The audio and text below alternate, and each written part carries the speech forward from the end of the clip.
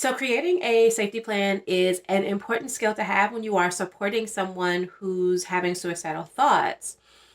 Being able to support someone with creating this kind of a plan for themselves can help them, I guess, delay or even avoid acting on their suicidal thoughts. So this is an important step. I want to teach you guys how to do this today. And this is something that you can create for yourself. And you can create this even if you are not a licensed or trained mental health professional. So stick around. Alrighty, so as you guys can see, we're going to go through some really important steps of any suicide safety plan. And also you can get these steps at mysafetyplan.org.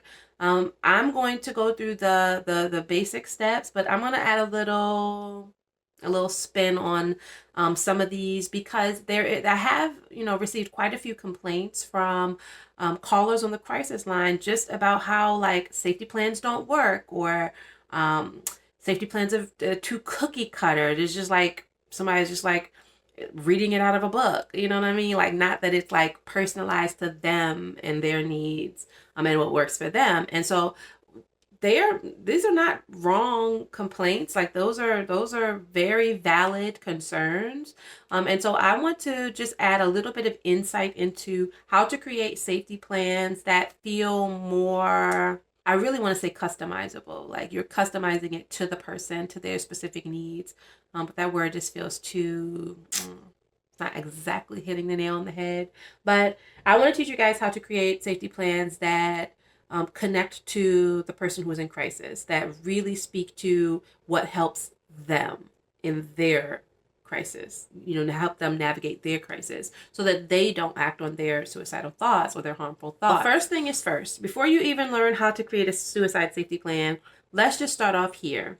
If you are supporting a person who just feels like, safety plans don't work, that's kind of what they feel like. That's what they say. They feel like safety plans don't work. They don't work for me. It's never going to work. If they have that kind of mindset already, then none of what I'm teaching you now is going to be effective with this person. That's not to say that you should not still create this with them and go through the steps with them. That's just to say that it may not be the most useful way to support that person after you've created it. You may need to go an extra step, okay? And so keep that in mind. Don't try to convince a person that the safety plan is going to work for them per se. Just hear them out, validate their feelings, and then just, encourage them to just humor you by going through some of these steps, just so that for your peace of mind, that they have at least some steps that they can follow, whether they think that they work or not. Okay. But if someone just already just feels like this is not going to work for me, then their cup is full. You cannot fill a cup that's already full. There's not much you're going to be able to do about that. But for those who are open to it, for those who are like, yes, I'm having suicidal thoughts. I do kind of, want to stay safe. I don't really want to act on these thoughts. Please help me figure out ways to keep myself from acting on these thoughts. For those who are open like that, then suicide safety planning is definitely an important step to complete before you guys separate or disconnect from the phone call. Okay. And so let's go through some steps. Assuming that our person in crisis is, open to safety planning. The first thing that we want to walk them through is like, okay, so like, what are some of the warning signs that you need a safety plan? Now, there are some people that you'll talk to that they have no idea what a safety plan is. They are not hip to that language. You need to let them know what a safety plan is before you even talk about warning signs. So you yourself are going to have to be able to explain what a safety plan is for the person that you are supporting. Now, if you go to mysafetyplan.org, if you just say, hey, let's create a safety plan, I'm going to pull up this website. We're going to walk through it together. Mysafetyplan.org gives you the language to explain what a safety plan is and explain each part. So if you are someone who needs some language around this, I highly encourage you to go to that website or any website like it and let them kind of guide you as you're guiding the person in crisis, right? But if you're not using that, if you're just like, hey, let's jot on a piece of paper, let's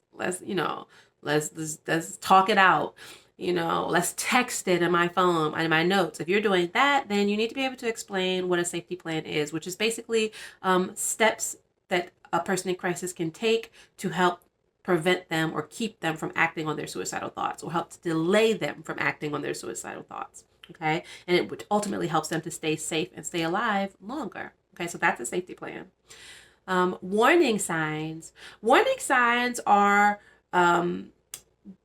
basically the signs that this person is heading into a dark place or heading into a crisis, specifically a suicide crisis, and they need to do something about it before it worsens. So they're heading into danger. All right. And so usually when I am exploring warning signs, I might say, okay, so the first step of the safety plan is to identify when you will know to use this safety plan. These are called the warning signs. Like, how will you know when it's time to pull out my safety plan? All right. And so then the person in crisis will sort of help to identify how they know when they're going into a dark place. Sometimes the person in crisis is not aware of when they're going into a dark place. They're not aware of themselves like that. And so you will need to kind of facilitate more like exploring or brainstorming there. And so if I'm talking to someone and they don't actually know when they're sliding into that dark place, then I might say something like, okay, like, does anything happen to you just before you start to have your suicidal thoughts? Like, do you have your suicidal thoughts when you are thinking about, that loved one who passed away, or when you feel super stressed out and you just can't figure out how to solve a problem? Does that then cause you to have suicidal thoughts? So I sort of help to facilitate that conversation around like what happens that typically triggers those dark thoughts. Okay. And I let the person in crisis fill in the blanks. I throw a little bit out there just to facilitate the conversation. But for the most part, you want to get them talking about themselves because they know themselves way better than you do, regardless of whether you are credentialed and you've seen thousands of cases, or you feel like you're their parent and you know them, or you're their lover and you know them. They know themselves better than you know them. You just need to help them become more aware of themselves. They are the experts. They're going to teach you how to make this safety plan realistic. And so a lot of people, like I told you at the beginning, there are some people who complain that suicide safety plans, they don't work for them, or they're just so cookie cutter. More than likely, that's because the professional or the supporter is filling this out more than the person in crisis is filling it out. Okay. And so facilitate the conversation, but let the person in crisis fill this out for themselves. Let them tell you when their warning signs are. Okay. And then you as the supporter can jot it down or write it down for them. All right. So when do you know it's time to use the safety plan? That's the warning signs. Okay. The next step is your coping strategies. When you are in the dark place, you're in this dark place, you're feeling like you want to hurt yourself. You're feeling like, it's time to sort of end things or something of that nature.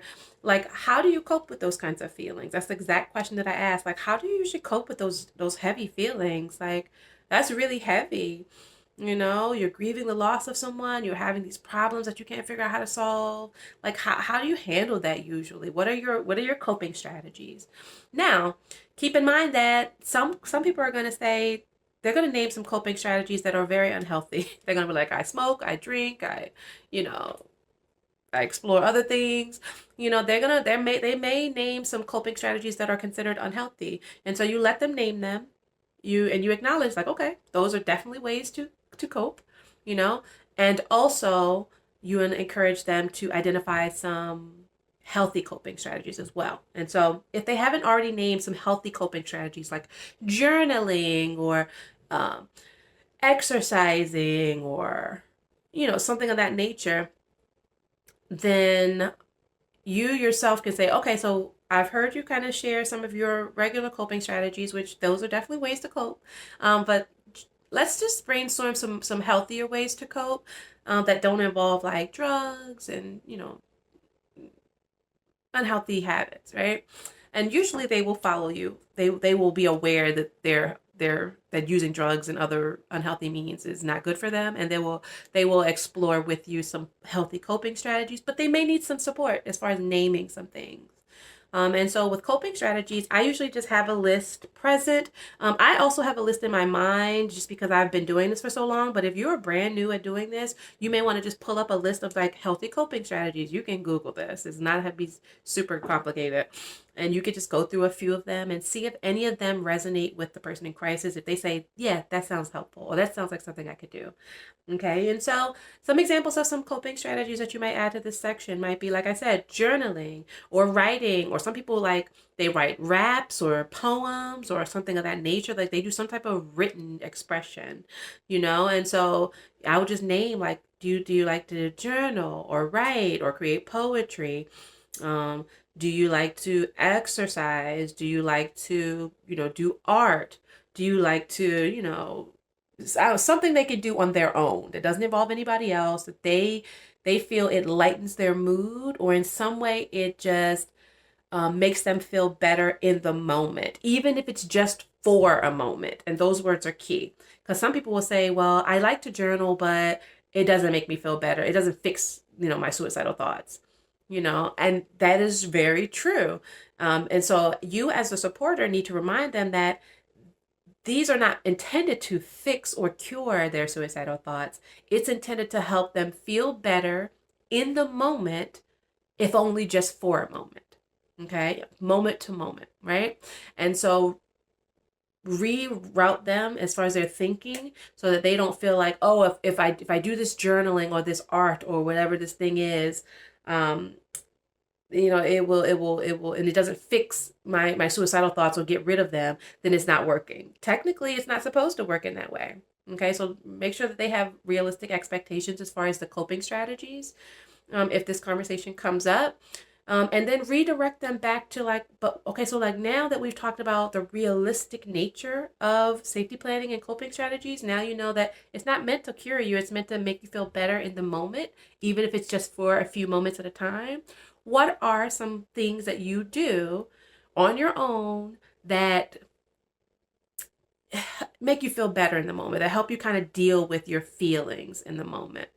And so then they'll name some things, and you guys will come up with maybe 2 or 3 things for this particular section, and you will say, good job, that was great, and they should feel like they've input a significant amount of the answers here. Okay. The next part, we have our distractions, which I technically combine coping strategies and distractions together. That's just my style of safety planning. If you feel like you need to separate these into separate sections, by all means do so. It really is, it's a flexible kind of document, and so I usually say, what are some things that you do in the moment by yourself that make you feel better in the moment? What are some hobbies that you have? What are some ways that you can kind of distract yourself from the suicidal thoughts, even if it's just for a few moments at a time? That's how I'd say that. And so usually the answers that come from that question are both coping strategies and distractions.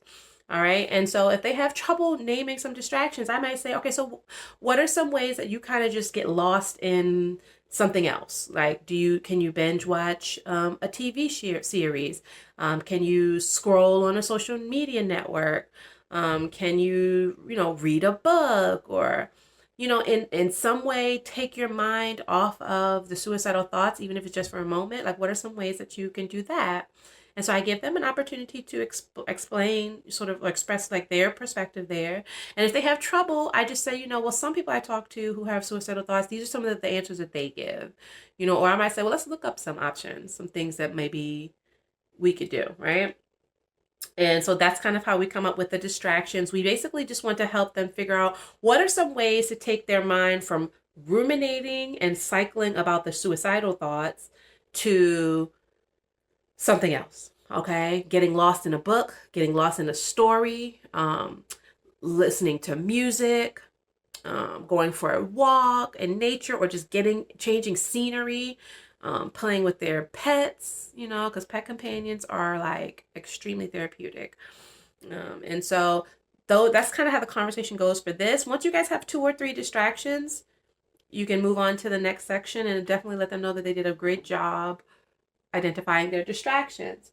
Now, the next 2 are about your supporters. I combine these 2, but there are some people who who separate out your natural supporters and your professional supporters, okay? Which I totally understand why they do that. So natural supporters, that's the next section. Your natural supporters are those people who are not necessarily paid to support you. They're not professional supporters. The natural supporters are your family, your friends, maybe your coworker family, people like that who are not professional supporters. And so I always like to ask, like, wow, you're going through so much in your life. Like, how are you, like, who do you go to? Who do you go to like talk to about this, to vent to? Like, do you have like family or friends that you talk to? That you feel comfortable talking to about this kind of stuff. And from that, they will share whether they have a ton of people, whether they have a few people that they can name, or whether they have no one, whether they feel like I have no one I can talk to. All right. Now, what I'll say about this part is that quite often there will be people in the person of crisis life, there will be people in their life who are around and who they could possibly talk to, but they may not feel comfortable talking to these people. And so they may not name them as supporters. And that's perfectly okay. They may say, I have my mom and I have friends, and they're going to say that, like, they're always here for me, but they know I just feel like a burden to them, or I don't feel comfortable talking to them about this. So I can't go to them with this kind of, information. That's perfectly fine. That's their truth. You don't need to try to change it. You just need to, if they do name somebody who they feel like is a supporter, you might say, oh, your mom. Okay, so your mom is one. Can you name anybody else? And they might say their sister. They might say their best friend. They might say their lover. Okay, and you just put their names on the list. But if they say, I have people, but I don't feel like I can go to them, don't put them on the list. And don't insist that they put them on the list. All right, let their truth be their truth. Validate their truth in that regard. Even if it's a perceived loneliness, that's their truth. That's their reality. Okay. Yeah, I feel like I said all the things there. All right. And there will be quite a few people who will say, I literally don't have anybody. Like, I've either relocated, I'm distant from my family, I was adopted, I have all this trauma with people. I literally feel like I have no one. And in that regard, you empathize with them, and you say, I know that could be really lonely. I'm really glad you reached out to me. And let's talk about then, how to connect with some professional supporters while you are still creating your natural support system. While that's still being figured out, let's talk about professional supporters, okay? Because they're going to be there, And so then I go into the professional supporter stage of the safety plan, and this is where I say, okay, who are the professional supporters that you partner with? Do you call the hotlines? Which hotlines do you call? The crisis lines. Do you have a therapist or counselor? Okay, great. If you don't, are you considering it? Are you open to it? All right. Do you have like a mentor or somebody like that? And so we just kind of talk about their professional supporters, whether they have them, whether they're open to them, what they could potentially start to create as far as those partnerships. And then we fill this out. Okay. There are some situations where they have no professional supporters, they have no natural supporters. In that case, you give them a 24-hour crisis line in your area, and you say, if anything gets really bad, be sure to call this crisis line, all right, before you act on any of your suicidal thoughts. All right, and that's where you leave that. You say, at least you have someone so that you don't have to go through this alone. You can also give them your name and number if they have identified you as a supporter. Okay. And so the last part is, once we've gotten through the supporters, is to just talk about how to keep the environment safe. For someone who says that they're having suicidal thoughts, hopefully you've sort of had the conversation about, okay, have you thought about how you would do it? What method would you use? And they might say, yeah, I've thought about overdosing on pills. I've thought about using my firearm. I thought about cutting myself, etc. They may identify a method that they have in mind. In those cases, you want to talk to them about how to keep their environment safe. And so if they're saying, oh, I'm thinking about like overdosing on these medications, then the part of the safety plan that we're at now is talking about how they will separate themselves from the medications in their homes, or in their environment, so that they don't ingest them. All right. So it might mean, you might say something like, okay, when you're grieving the loss of a loved one, or you're having relationship issues, and you start to see that like you need to start using your safety plan, and you're starting to go into that dark place, that's the time where you want to take all of your medicine, put it in a bag, give it to somebody, give it to a neighbor, give it to a roommate, give it to a lover, give it to someone who can watch you, you know, watch you manage that a little bit better, who can keep you from overdosing on that, right? If they live alone, or if they just have no one to give it to, then the next best thing is, okay, put all of the medications in the furthest room on the tallest shelf away from wherever you are usually in the house, all right? Put it in the trunk of your car, you know? But the idea here is you want to create as much distance between you and that medication as possible, as many steps as you can, so that you just have enough time to sort of come to your senses and maybe not act on, maybe not use that thing to hurt yourself. You want to give yourself as much time between when you have the thought and when you get to that thing, to sort of just change your mind, or call for help. Okay, and so put it in a bag, put it as far away from you as possible on the tallest shelf in the attic somewhere where you have to like get to it.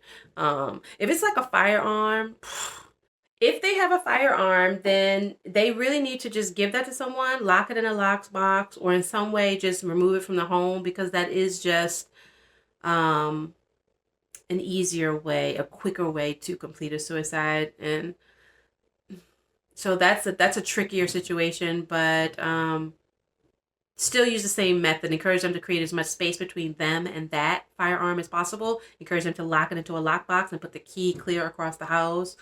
Somewhere where they got to run around to get to it. And hopefully in that time that they're running around, they are able to call someone for help, or at least come to their senses in some other way. All right. So this is how you create a suicide safety plan. Oh, that's kind of crooked there. This is how you create a suicide safety plan. This is the basics. Do remind yourself that a safety plan is not intended to cure suicidal thoughts or to get rid of them. The suicidal thoughts will still be very intrusive. They will come and they will go. But when they are here and they are very very intense and they're worsening, the suicide safety plan helps you to sort of take your mind off of it for a moment to moment, for a little bit to a little bit, for a few minutes at a time, until they pass. All right. And then they'll come back, you'll use the suicide safety plan, and then they'll pass. That's how the suicide safety plan is. Yeah, so basically, I mean, that's what the suicide safety plan is designed to do. It's designed to keep you alive and to keep you from acting on your suicidal thoughts from moment to moment. Or it's designed to keep the person that you're supporting alive, to keep them from acting on their suicidal thoughts from moment to moment. As for like a cure or how to completely eliminate suicidal thoughts, that is long-term work that needs to be done with a licensed professional who is skilled in supporting individuals who have suicidal thoughts, who have unhealed trauma that's leading to suicidal thoughts. That needs to be a slow unpacking of that emotional baggage and that emotional trauma, week to week, month to month, over time, learning new skills so that you don't jump to solving your problems with completing a suicide. Like, there's a number of other things that need to be developed and put into place in order to like cure or eliminate suicidal thoughts. And so the safety plan is just a temporary hold that just gives you the time that you need to put the more permanent solutions into place. Okay, so hopefully this was helpful. I know this was a pretty lengthy video, but worth it, I'm sure. All right, I'll see you guys in the next video.